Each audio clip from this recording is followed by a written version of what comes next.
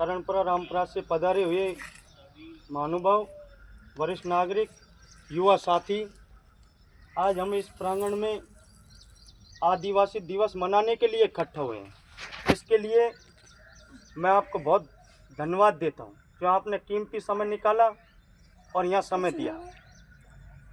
आज जो पूरे वर्ल्ड के अंदर, पूरे संसार में आदिवासी दिवस मनाया जा रहा है। आदिवासी दो शब्दों से मिलकर बना है, आदि प्लस वासी। आदि का मतलब होता है प्राचीन और वासी का मतलब होता है निवासी, यानी कि कुल मिलाकर इसका अर्थ होता है देश के मूल निवासी, और हम इस भारत देश के मूल निवासी हैं। इसके साथ ही मूल निवासी होने के साथ ही हमारे बिरसा मुंडा जी हैं, जो अंग्रेजों के समय में आदिवासियों के साथ शोषण किया गया था। इन्होंने, बिरसा मुंडा जी ने आंखों से देखा, अनुभव किया। अल्प आयु में, मात्र इनकी थोड़ी सी आयु थी, उसमें इन्होंने अनुभव कर लिया कि आदिवासियों के साथ अंग्रेज और जो जमींदार लोग हैं वो इनका शोषण कर रहे हैं।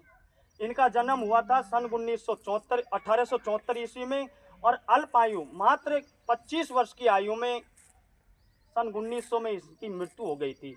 ये झारखंड में इनका जन्म हुआ था, और झारखंड जेल में पुष्टि नहीं हो पाई है इसकी मृत्यु की, किस प्रकार से मृत्यु हुई थी।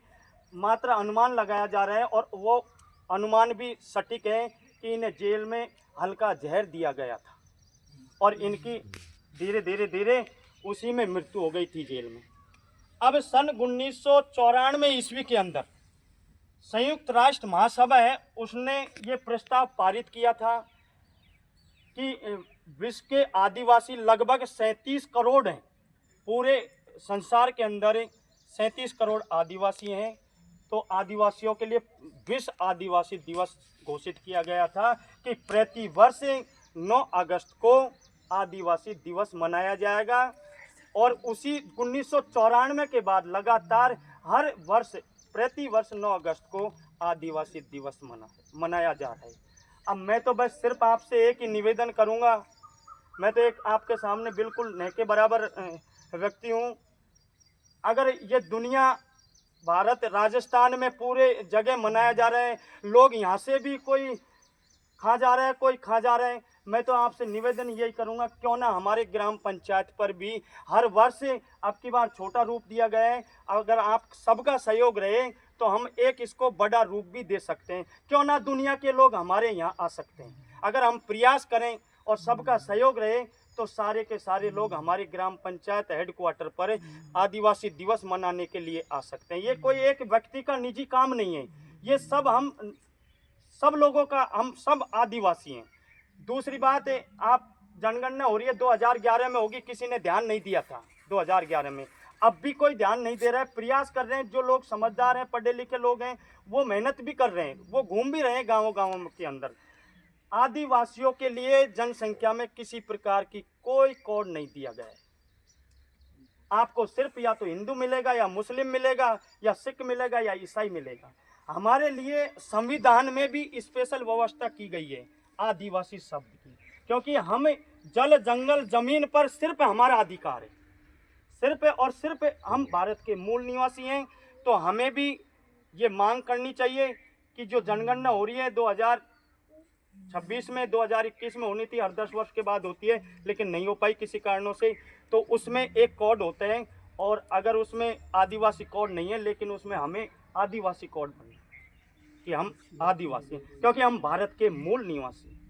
राहुल गांधी ने भी ये मुद्दा उठाया है, राहुल गांधी ने भी यही मुद्दा उठाया है कि भारत के मूल निवासी आदिवासी हैं। अमित शाह जो गृह मंत्री हैं देश के, उन्होंने हमें वनवासी कह दिया गया। वनवासी का मतलब होता है वन में रहने वाले लोग। हमारा तो मूल अधिकार पूरे भारत पर है, हम आदिवासी हल्के नहीं हैं, हमें अलग से अधिकार होने चाहिए। ये संविधान ने भी व्यवस्था कर रखी है। और बस आपसे निवेदन ये करूँगा कि अगर इसी प्रकार आपका सहयोग रहे, आपकी रुचि रहे, आपका आशीर्वाद रहे, आप युवा साथियों का मनोबल बढ़ाने का प्रयास करें, क्योंकि यहाँ कोई अगर कोई प्रोग्राम करने का प्रयास भी करते हैं तो होटल होटल, चाय की होटल बैठे रहते हैं लोग, उसकी हंसी उड़ाते हैं, अगर कोई तो उसका मनोबल टूट जाता है। मैं तो आपसे सबसे ये कहता हूँ, युवा साथी अगर कुछ बढ़ रहे हैं, कुछ कर रहे हैं, प्रोग्राम आदिवासी दिवस मना रहे हैं, तो आप उनका पूरी तरह से तहे दिल से स्वागत करें, उनका सहयोग करें, उनका मनोबल बढ़ाएं। आपको जानकारी होगी, मैं जानकारी एक और दे देता हूँ। भारत का जो झंडा है, भारत का जो झंडा है 3 कलर हैं उसके अंदर। एक लाल कलर है वो हिंदू है, दूसरा हरा है वो मुस्लिम है, और बीच में है सफेद रंग। वो सफेद रंग आदिवासियों ने मांगा था, और आदिवासियों को भारतीय संविधान ने सफेद कलर दिया गया है, और आज भी वो बरकरार है, और बरकरार भविष्य तक अगर झंडा रहेगा तो आदिवासियों का कलर हमेशा के लिए ऊंचा रहेगा। बस मैं तो आपसे इतना ही निवेदन करता हूं कि आप सहयोग करें, उत्साह बढ़ाएं, मनोबल बढ़ाएं युवा साथियों का, आप भी उसमें सम्मिलित हो। जय हिंद, जय भारत।